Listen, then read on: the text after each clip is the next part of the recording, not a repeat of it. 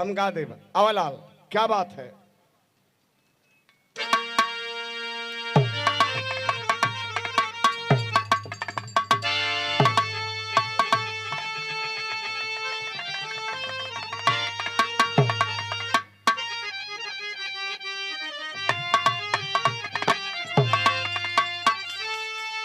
ए बिरहा से के सीख मिली, लोग कहले कि जा जो यहाँ करतो तो वहाँ पैबा वहाँ कुछ न मिली। अरे वाह, जो कुछ मिले के हो हमें आपके यही मिलना तय हो, जो हम यहाँ करेंगे यही मिलना तय हो। तो इस बिरहा के शीर्षक है कर्म का फल। कर्म का फल जो देखा माई इतना बढ़िया कर्म कैले ली है, जकर नाती पोता मुंबई महाराष्ट्र जैसे नगरी में जाके अपन जलवा बिखेर दे हुए। अरे वाह, और भरा पूरा परिवार भरा है। आज इतना बढ़िया यह 13वीं का कार्यक्रम वनभोज का आयोजन माई के ये आखिरी संस्कार में विशाल भंडारा का आयोजन चल रहा भाई, माई के कर्म के फल हो। 3 बेटे माता के होनहार और 2 बेटियां, 2 दामाद, नाती पोता सब लोग भरल हो। तो कहना है भूमिका में कैसे मास्टर आवा।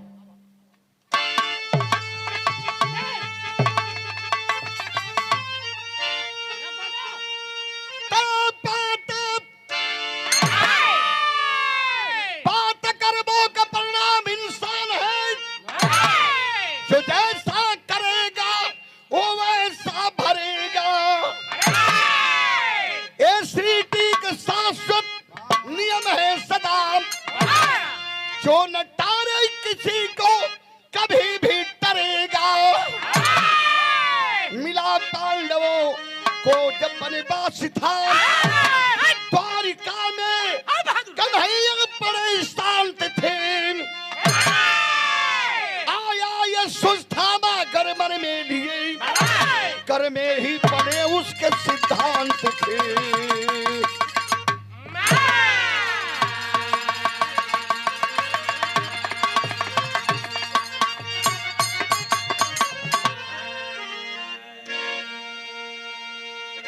बड़ी अनमोल बात कभी लिखल है, पाता कर्मों का परिणाम इंसान है, जो जैसा करेगा वैसा भरेगा। ये सृष्टि का शाश्वत नियम है सदा, जो न टारे किसी को कभी भी टरेगा। मिला पांडवों को जब वनवास था द्वारिका में, कन्हैया बड़े शांत थे। आया यह सुस्थामा कर मन में लिए, कर में ही पले उसके सिद्धांत थे। द्वारिकाधीश बनकर भगवान श्री कृष्ण द्वारिकापुरी में विराजमान है। और आज द्वारिकापुरी में के आयल हो, गुरु द्रोणाचार्य का बेटा अश्वत्थामा आने वाला है। भगवान पूरी नगरी को दुल्हन जैसे सजाने का काम किए। बिरहा में कहीं कव्वाली लगल, जरा टोपी निकालो हमारी 1 नंबर वाली। हमें आप टोपी वाले के नाम से जानते हैं, नाथ हो, कताव हो, कलाम हो, गजल हो या कव्वाली हो। थोड़ा टोपी लगाकर हम प्रस्तुत करते हैं। रमजान का माह है, माहे रमजान है, तो लास्ट चल रहा है। आइए जनाब दीजिए। हाँ लीजिए जनाब। बकरीद वाली है, ईद वाली कब लाओगे? अब मौका मिलेगा तो थमा देंगे। ये कहो रमजान खत्म होने वाला है भैया, भुखत भुखत टूट गई ना आदमी भाई। आइए माहे रमजान में कव्वाली का आनंद लें। नाथ कथा है।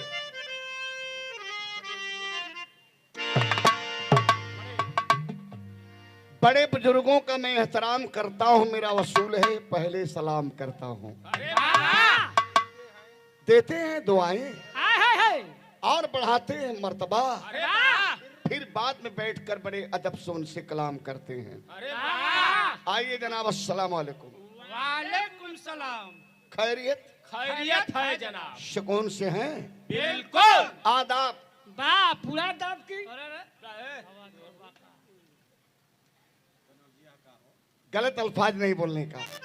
अल्फाज का भैया, ये जो टोपी लगाए बैठे हैं या खुद मैं बाबूजी कौम के मुसलमान नहीं हैं। अरे वाह, क्या है? हम सब हिंदू हैं, अरे वाह, लेकिन उल्फत पाई है मोहम्मद की। मोहम्मद की मजहब नहीं सिखाता आपस में बैर करना। क्या हिंदू, क्या सिख, क्या ईसाई, क्या मुसलमान, सबका मालिक वही राम है, वही रहमान है, वही वाहिगुरु, वही गाड है। इसलिए टोपी वाला कहता है, क्या कहता है, थोड़ा देर के लिए हमें कौवाल मान ले, इधर कौवाला, वाह वाह वाह, इधर कौवाला, उधर कौवाला, वाह उधर खजुआला।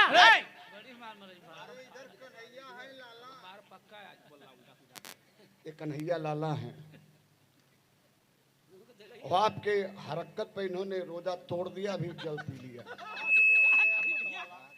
लोग लिखा रोजा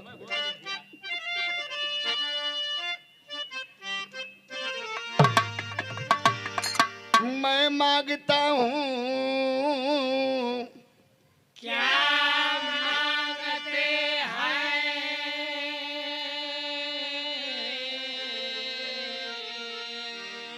पतरकू बाबू, शहर तो बहुत खतरनाक है, लेकिन आज थोड़ा सा देख रहा हूँ कि पहली मुलाकात है, कुछ बात नहीं हो। ये मेरी मोहतरमा है, वाह गुले नार हैं। इनके लिए एक शेर प्रस्तुत है। मैं मांगता हूँ क्या मांगते हैं?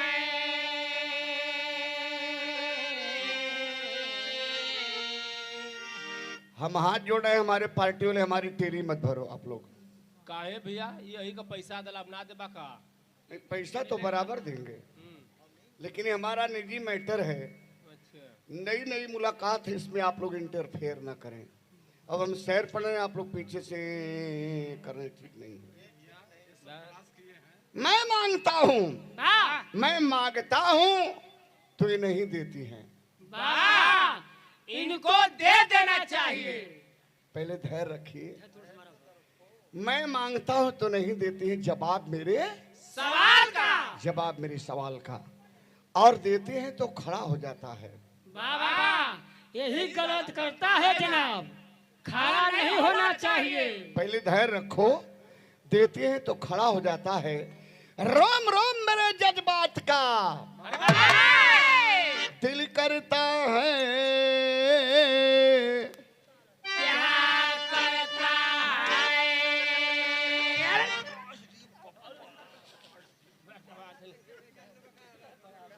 ये भैया ऐसे झटका मत मारा। पूरा डाल दूं। तो देर किस बात की, डाल दीजिए। धैर्य रखो, दिल करता है कि पूरा डाल दूं बालों में गजरा गुलाब का, पर डालते ही झड़ जाता है। अरे वाह, वो तो स्वाभाविक है, झड़ेगा। जानते हैं क्या झड़ेगा? डालते ही झड़ जाता है पत्ता पत्ता गुलाब का। लेकिन इस्लाम कहता है क्या? मक्की से पहले, मका से पहले, जमी से पहले, जमा से पहले, सबसे पहले मोहम्मद साहब। अरे वाह, कौन सी कॉली बेटा, आओ, क्या बात है।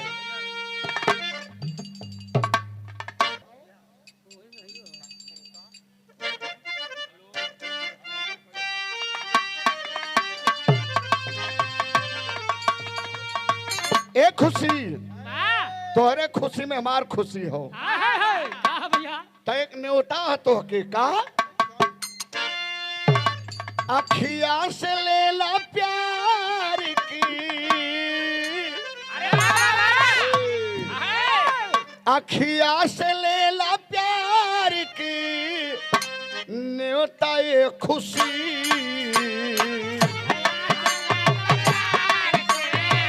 न्योता ये खुशी।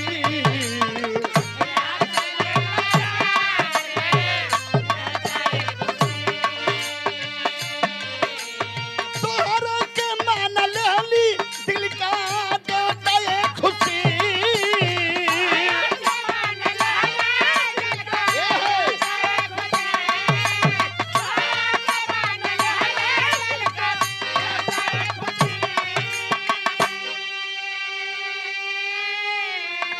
तोहरा के मान लेली दिल का देवता ये खुशी। अखिया से ले ला प्यार की, न्योता ये खुशी।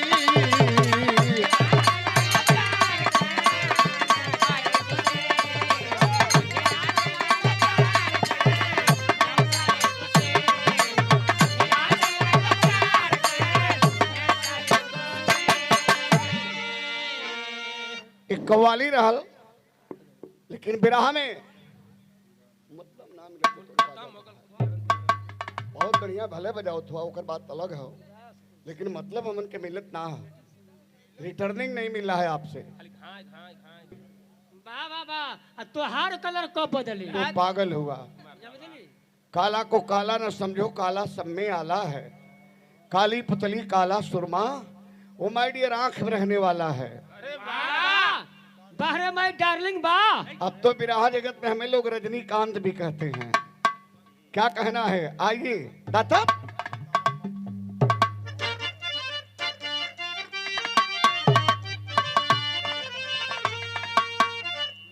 बहुत ज्यादा बढ़ गया।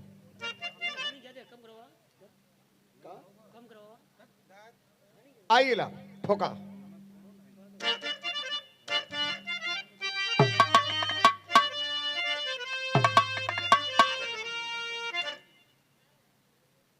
पूरी द्वारिकापुरी को भगवान दुल्हन जैसे सजाने काम किए हैं। वाह, तो कवि लिखते हैं कैसे,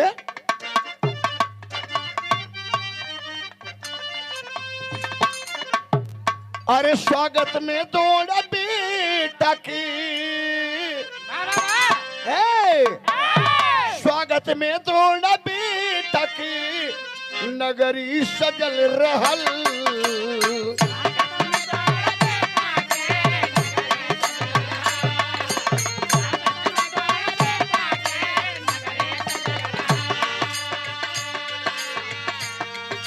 हर्षित हृदय हरि थे, सरगम बजल रहल।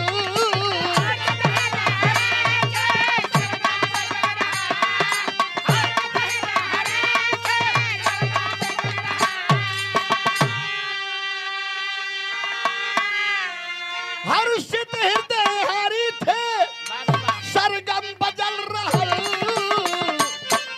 स्वागत में दौड़ बेटा के, नगरी सजल रहल।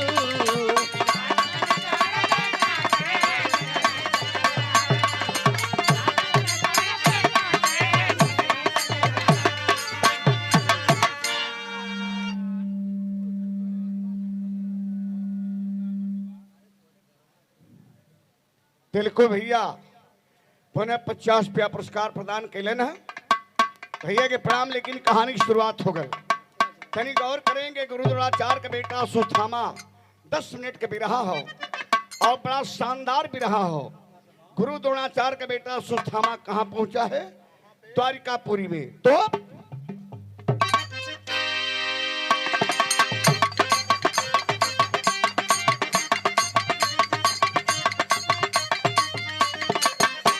अरमान छिपे दिल के,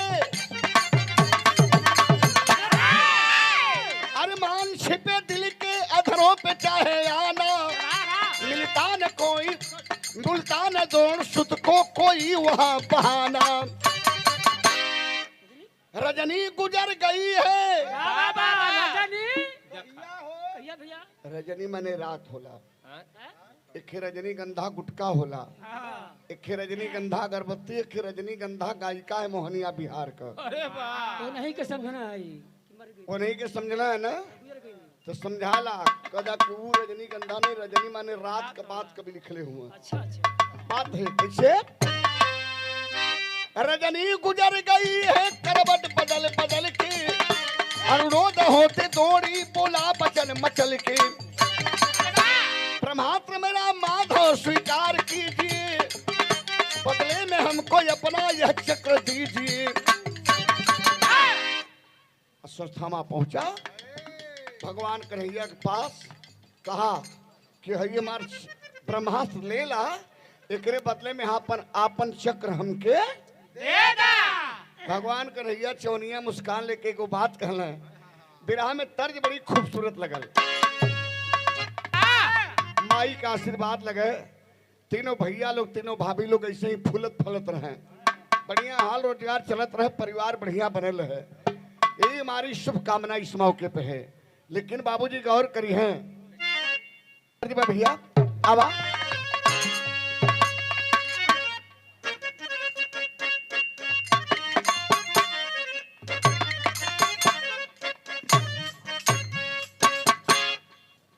कोनो दुल्हन सपना देखत रहल अरे वाह, कौन चीज का? कि हमार दुल्हा गए हो कमाए, कमा के आयल हो। कैसे कहे मास्टर? अरे प्रिय कलकत्ता से आयल हो, अरे आयल हो रे समल ले डोरी।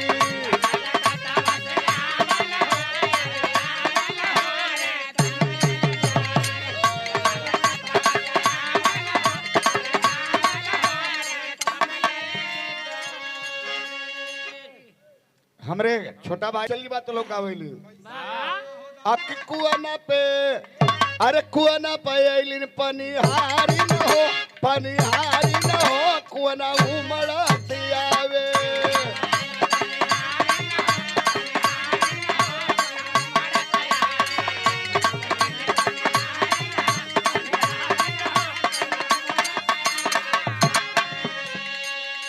संजय नियर कहनो मरद रहल चल गल ससुरार करे। ये संजय बाबू नियर कोई मरद रहल ओकर ससुरार रहल करियवाडी, पलामू जिला में पड़ेला। अच्छा तो वहाँ मरचा का खेती होले, वो मोटका मोटका मरचा अचार वाला लमका लमका जौन होला, यानी में अचार का मसाला भराला। तो चल गइल तो सजवा गिलन तो घरवा सब रहल। सवेरवा हो के जब उठल सूत के तो घरे केहू ना मिलल, न सार न ससुर न साली न सरहज केहू ना। तब जा कैलन मुंह धो के बगलिया से पूछले भैया कहाँ ला? हमरे ससुरिया के लोग गइल तो कहला कि गइल लोग मरचा तोरे। ये भैया चल गए मरचा तोड़े। मरचा के खेती में दामाद रहबे के लिए नया नया गल पता लगाओ पहुंच गए।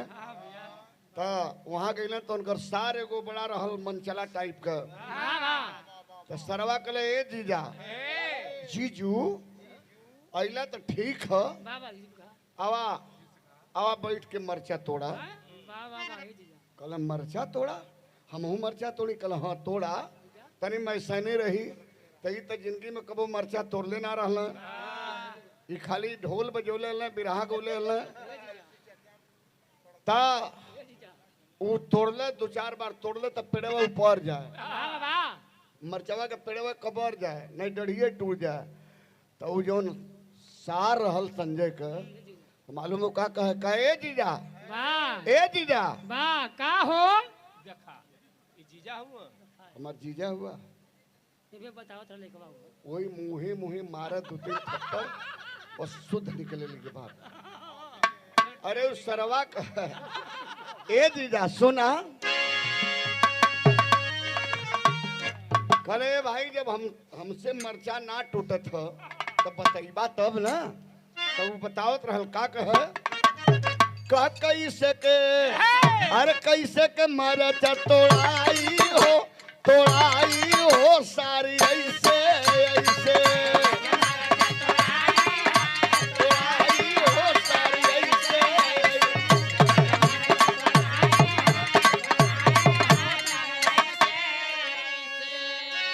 कैसे के मरचा तोड़ाई ये सारी ऐसे ऐसे।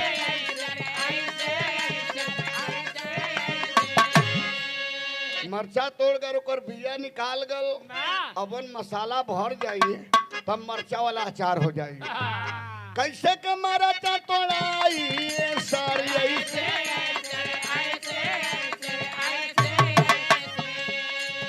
अब कैसे के अरे कैसे के मरचा भराई हो, भराई हो सारी ऐसे भराई हो।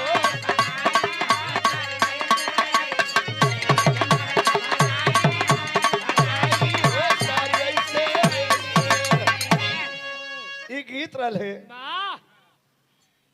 आराम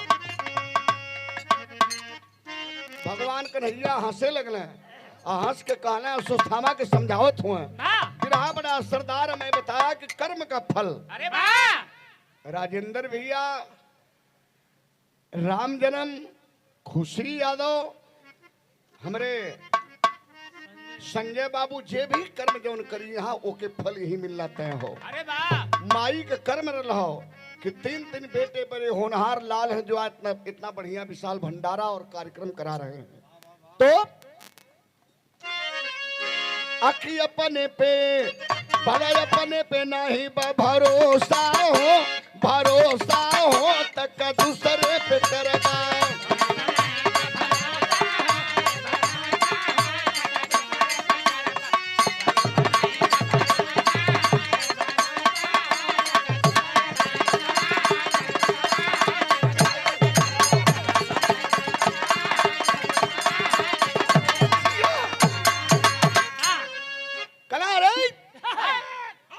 हमार चक्र जिंदगी में तो से कबो चलबे न करी। हमरे चक्र के तुहार ब्रह्मास्त्र कबो कुछ हो करबे ना करी। इतना बात सुन के तमतमाए के सुस्थामा खड़ा हुआ। वाह आज अब खड़ा भल बाबू तब बिराह में कल तर्ज लग गई। कौनो दुल्हन के दुल्हा फौज में जाए के तैयारी करते हैं। अरे वाह आज दुल्हनिया समझावत रहल का समझौले ली मास्टर तर्ज बदल गई। कौन तर्ज बा?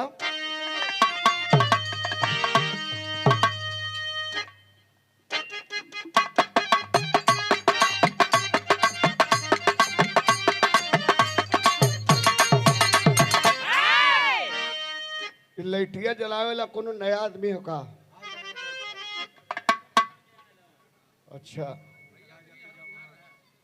अच्छा अच्छा कहले रहल का हो करेला जब तो सिर्फ गाय नहीं दो हाथ तो का मिलिट्री में जइबा का कहे?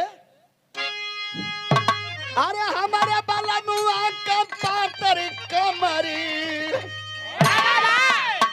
हमारे बाला मुआ का पातर कमर मलेटरिया में जाए नहीं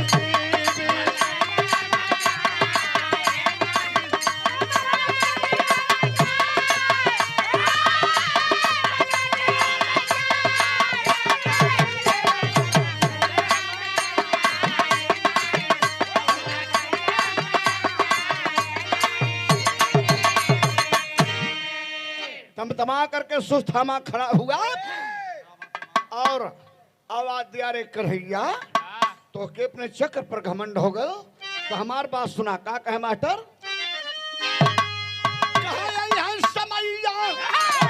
होई है लड़ैया लड़ैया में जीत नहीं दी।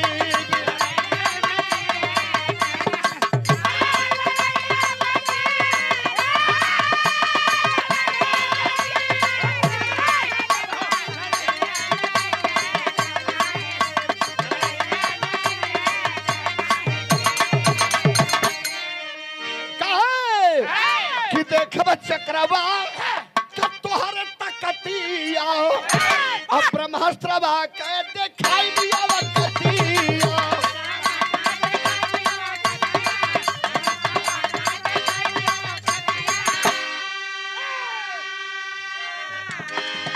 अरे अपने मुँह अपन कैला बड़ैया लड़ैया बजी कैला ही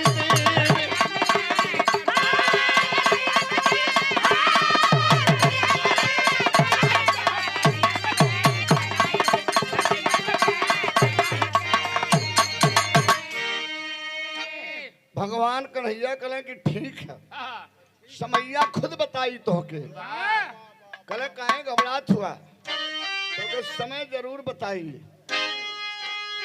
बच्चों परेशर से अरे समैया खुद बताई तो के करबा इंतजार हंस करके कहे कन्हैया।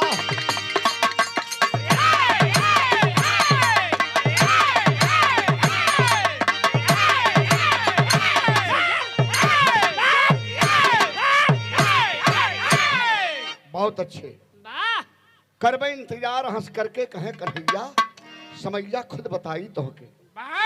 ये हमारे ओर से देता भैया ई का देता भैया मेहनत करता हूँ तो भैया मैं 40 रुपया कम हो ई कमर रेट लगला जोड़ा 70 वाला। चूतियावा मर्दबा के इनका कहली बना रे बाबा ठीक है।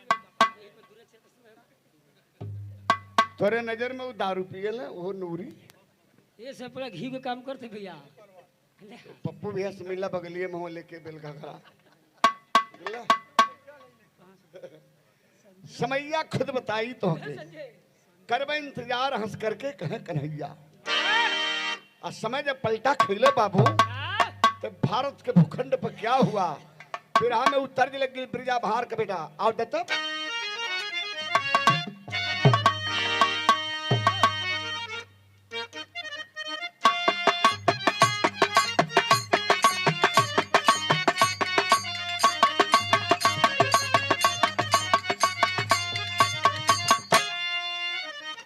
वह जिब्बा काला काला छाता हुआ बिकेला काला काला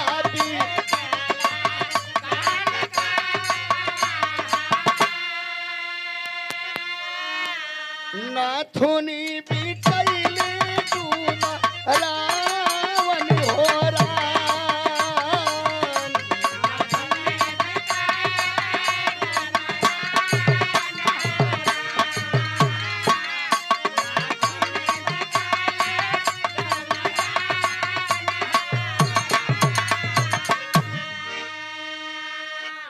तर्ज रहा लेकिन गाना में फर्ज हो। देखिए हमारी माताएं बहनें भी सो रही हैं बड़ा भाव से महफिल सजा के आप लोग बैठे जाओ। लेकिन का है यही भारत की धरती पर भैली कौरव पांडव बीच भारत में समारिया अरे भारत टूटल दुर्योधन का कमरिया हो रहा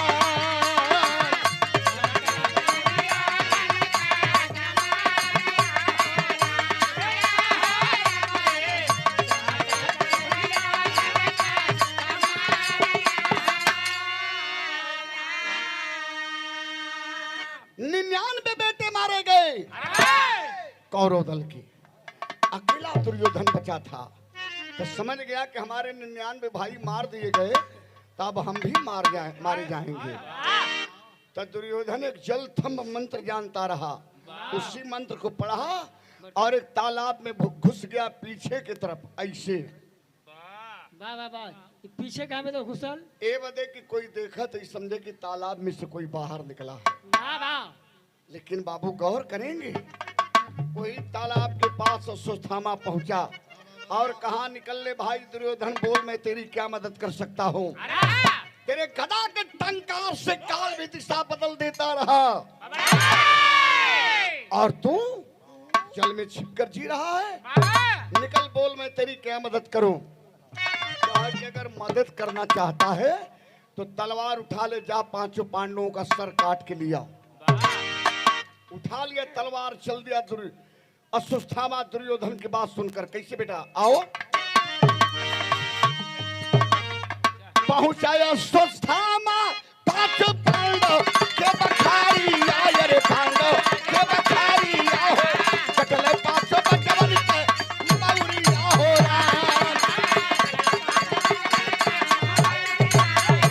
सर तो नहीं काट पाया लेकिन पांडवों के 5 बच्चों का सर काट करके दुर्योधन लिया करके दे अश्वत्थामा लिया कर दुर्योधन के पास दे दिया। हाँ होगल कहा के रे बड़े झटके में काट लाए तो दिमाग लगाने लगा अश्वत्थामा बाबा क्या कि देखी देखता है कि नहीं। लेकिन दुर्योधन कहा जहां धर्म को जाने वाला धर्मराज हो जहां गांडीधारी अर्जुन हो छलिया कन्हैया हो गदाधारी भीम हो एक झटके में काट लाया। तब भीम का खोपड़ी उठा के मेरे हथेली पे धर मैं आजमाइश करूंगा। तो बाबूजी लोग भीम के बेटा का सर थोड़ा बड़ा रहल वह उठा के धर दिलस गुस्सा में लाल दुर्योधन दबा दिया।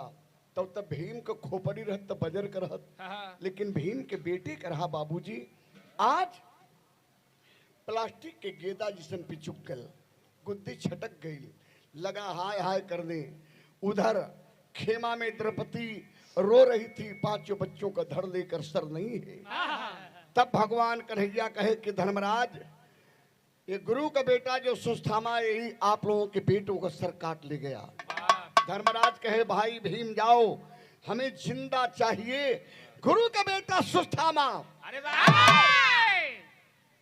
दौड़ाई के भीम पकड़ ले आ उल्टा मुसुक चढ़ाई के कान्ही पलाट के लिया के धर्मराज के सामने पटक दे। अरे वाह!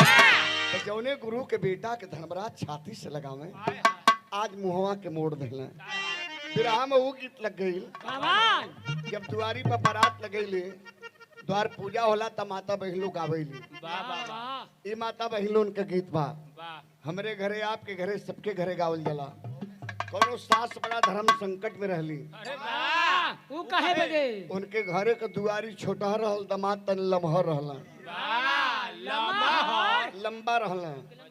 वह कहत रहली, का कहतली बाबू आवा।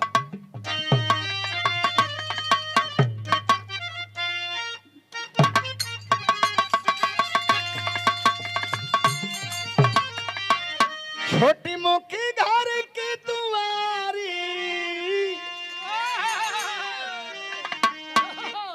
ए पाहुन वो सास गावत रहली, बिटिया गावे अपने पाहुन से बतियावे भी। का कहे? छोटी मुखी घर की दुआरी, लमहर दामाद हो, तनिका सा नुहराए बाबू, तनिका सा नुहराए पाहुन, पर सब लीला रे हो, तनिका सा नुहराए पाहुन, पर सब लीला रे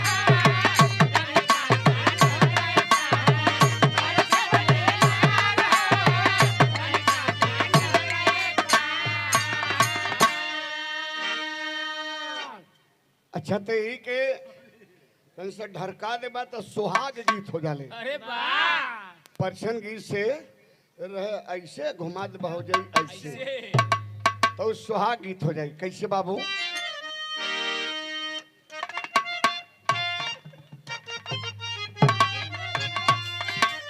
अरे रजुली में भारी भारी मोतिया लूटाई, अंगने में मोतियल के, अंगने में मोतियल के चौका पुराई जी, अंगने में मोतियल के चौका पुराई जी, अंगने में मोतियल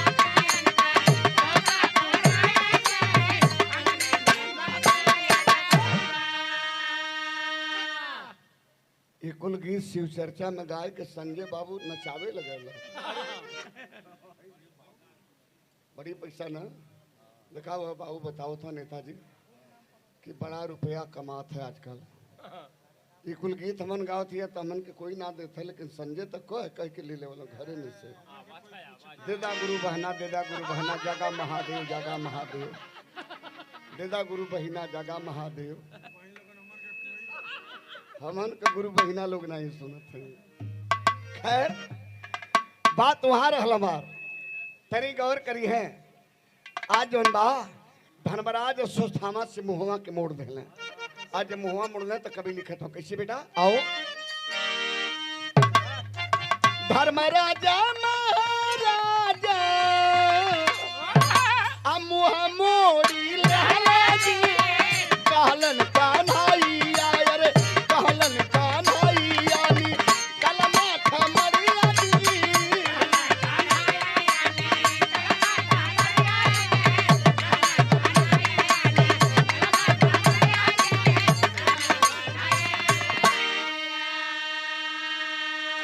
भगवान कन्हैया कहे क्या रे भीम क्या देख रहे हो?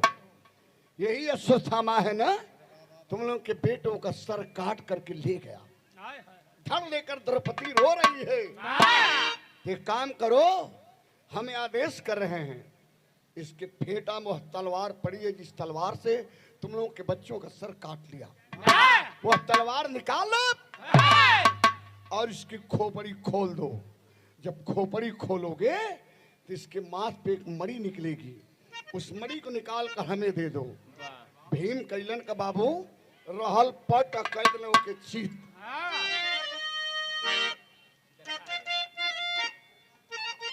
धीरे धीरे आराम से बाबू, आराम से। चित कई के छाती पर चढ़ गिलन। अब भीम कैलन का बेटा आओ। छुरिया से चीर भीम मड़िया निकाले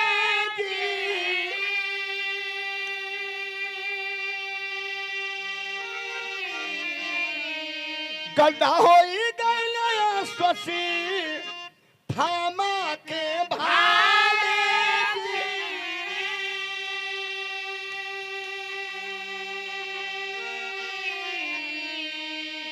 फाड़ कर खोपड़ी मड़ी निकाल करके भगवान कन्हैया को दे दिया।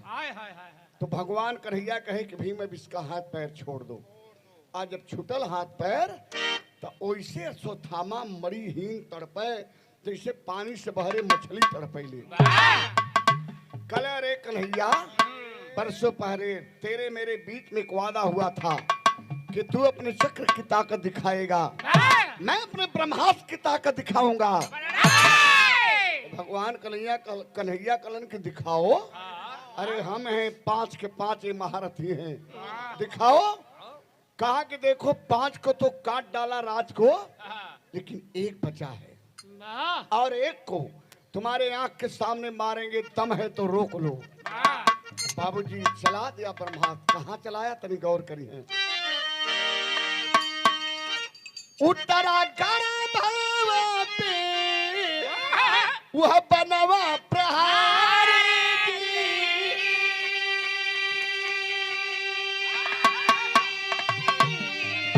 तिरिया के पीरिया से रोबैये गुजरिया जी तिरिया के पीरिया से।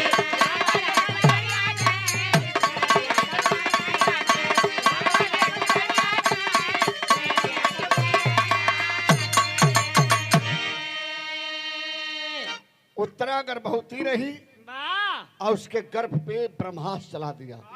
उतरा के रहल अभिमन्यु की विधवा दुल्हन और अर्जुन की बहू, वीर अर्जुन की बहू अभिमन्यु की विधवा दुल्हन उत्तरा रही, लेकिन गर्भवती रही। अभिमन्यु जब मारा गया तो उत्तरा सती होने जा रही थी, लेकिन उसके पेट में गर्भ रहा। पांडवों ने रोक लिया, नहीं बहू, इस गर्भ की वजह से तुम्हें जिंदा रहना होगा। आज उत्तरा के गर्भ पे जब ब्रह्मास्त्र लगल तो उत्तरा गिर के रो थे। आरो के भैया कन्हैया को बुला रही है। नहीं संभाले बेटा, आओ दो तो।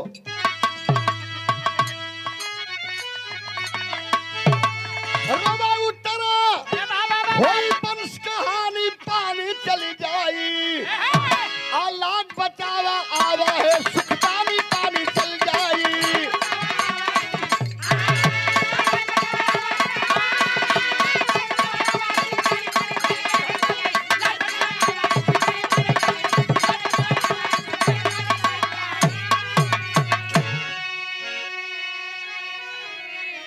सरकार दिया ब्रह्मास्त्र कन्हाई आपन चक्र चलाई हो। पहला सुस्थामा के काधा तुरते श्राप सुनाई हो।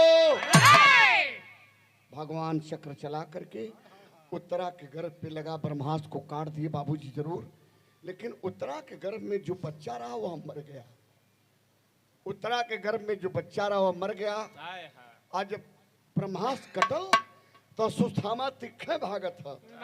कल भागो मत, एक श्राप दे रहा हूं, चाहता तो चक्र चलाकर तुम्हारे गर्दन को धड़ से अलग कर देता, लेकिन एक श्राप दे रहा हूं, तुम्हारे माथ पे जो मड़ी वाला गड्ढा है ना, ये 5000 वर्षों तक कायम रहेगा। धरती का कोई डॉक्टर, कोई हकीम, कोई वैद्य इसमें महरम नहीं लगाएगा।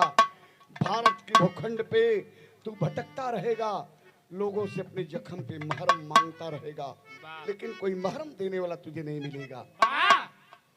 भगवान ये श्राप दे दिलन।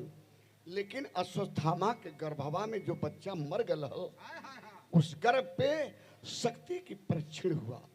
आज जब परीक्षण हुआ तो गर्भ वाला बच्चा जिंदा हुआ और पैदा हुआ। तो वह कौन सा बच्चा हुआ, क्या नाम पड़ा? क्या नाम उसका पड़ा? एक बात। दूसरी बात है कि अश्वत्थामा जो पांडवों के बच्चों का सर काटा था, 18 दिन तक खून की गहरी नदी 18 हाथ बहती रही। 18 हाथ खून की गहरी नदी में चलने वाला वह वीर अश्वत्थामा गुरु द्रोणाचार्य का बेटा आज भी जिंदा है। वाह वाह वाह। वो कहाँ है, कहाँ है? किस रूप में है? आप तैयार हो जाइए, मैं दिखा दे रहा हूँ वाह वाह वाह। ये मंचवा भैया विराह के माध्यम से। कैसे बतावा? विराह के माध्यम से दिखा रहा हूँ कि अश्वत्थामा जिंदा है तो कहाँ है, किस रूप में है, और उत्तरा के गर्भवा से के पैदा भल। तनी सा गौर करी है, यही कर्म का फल है बाबूजी। आओ बेटा दो तो पैदा हो परीक्षित भइले वही उत्तरा के कोखिया भैया।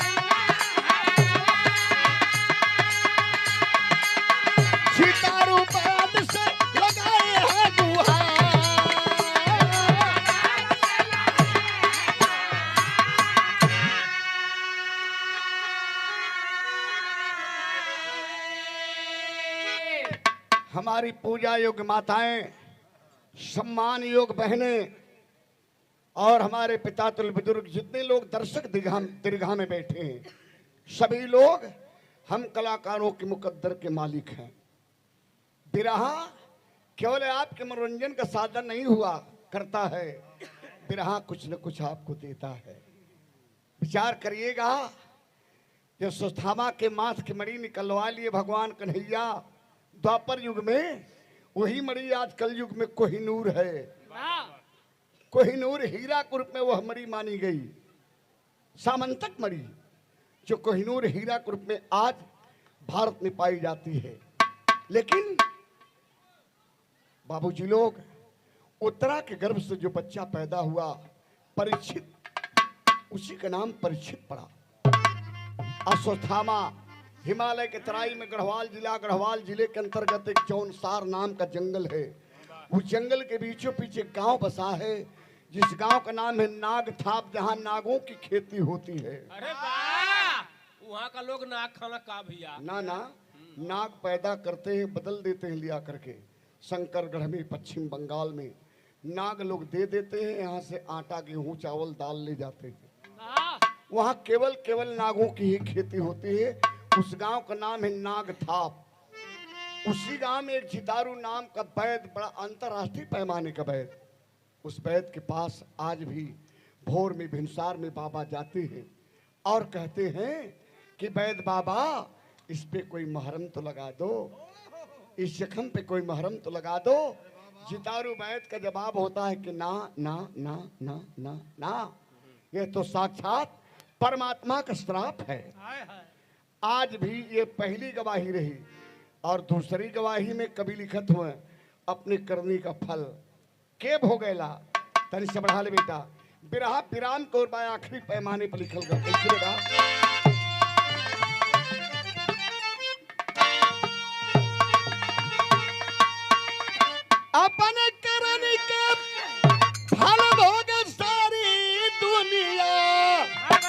कोई कौनो जुनिया हो, कोई कौनो जुनिया।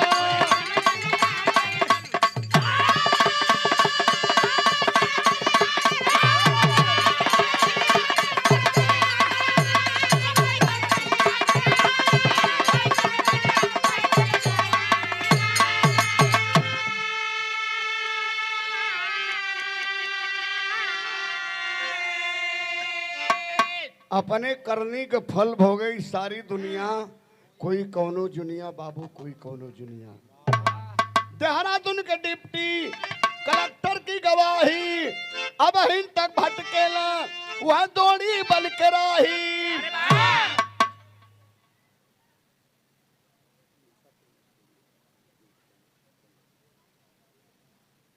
निशा फिल्म स्टूडियो, हमारे रामबली भैया चंदौली से, निशा फिल्म स्टूडियो यूट्यूब चैनल है आपका। और आज इस कार्यक्रम में आप आए हैं, आपका बहुत बहुत अभिनंदन है। सुंदर उपहार और 100 रुपया पुरस्कार देकर के बाबू सम्मान के लिए, बहुत बहुत धन्यवाद। मालिक सुखी रखें। लिखिएगा, हर गुनाहों की सजा इसी सरजमी पे। बिरहा छोड़िएगा तो लिखिएगा, हर गुनाहों की सजा इसी सरजमी पे और कर्म का फल। देहरादून का डिप्टी कलेक्टर एम सिन्हा साहब गए थे जंगली गांव को मुआयना करने के लिए, भटक गए। घोर जंगल में जब भटक गए तो घबराने लगे।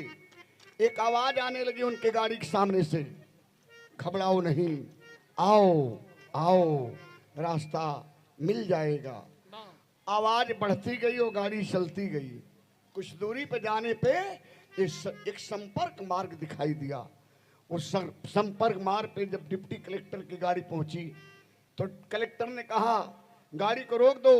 ड्राइवर रोक दिया गाड़ी और डिप्टी कलेक्टर गाड़ी से उतर करके जंगल की तरफ हाथ जोड़े और कहे कि धन्य है सोस्थामा बाबा, मैं सुना था कि जंगल में भोले भटकों को आप रास्ता बताने काम करते हैं। आज हमारी मदद आपने किया, हमारे प्रणाम को आप स्वीकार करें। जो बार बार आवाज बुला रही थी उस वन की वादियों में विलीन हो गई। यथार्थ गीता में स्वामी परमहंस अड़गड़ानंद महाराज जी व्याख्यान किए हैं कि महाभारत की लड़ाई बीते अगर पूरा 5000 वर्ष हुआ तो अश्वत्थामा के मांस से मरी वाला गड्ढा समाप्त हो गया, लेकिन अश्वत्थामा नहीं समाप्त हुआ। क्यों? जानते हैं क्यों? क्यों? अश्वत्थामा अमर है। धरती पे आज भी 5 अमर 7 अमर हैं। आज भी कौन कौन? आल्हा, अश्वत्थामा, ब्रह्मा, कृपाचार्य, भगवान परशुराम, ये 5 हुए। आल्हा, अश्वत्थामा, ब्रह्मा, कृपाचार्य, भगवान परशुराम और शंकर जी, हनुमान जी, 2 रुद्र अवतार हैं। ये हर युग में रहे। शंकर जी, हनुमान जी हर युग में रहे। द्वापर, त्रेता, सतयुग या कलयुग, हर युग में रहे। ये रुद्र अवतार है। तो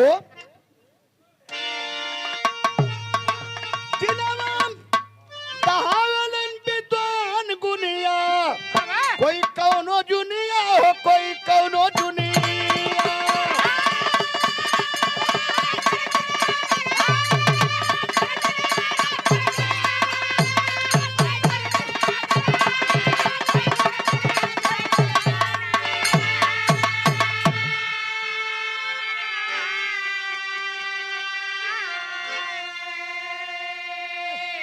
हर गुनाहों की सजा इसी सरजमी पे, ये रहा कर्म का फल।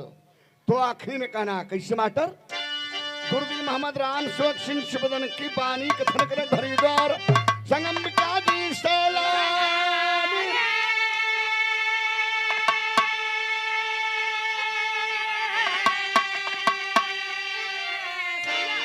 समय खुद बताई तो हके हरिद्वार राम जन्म कर रक्षा कुंवर कन्हैया।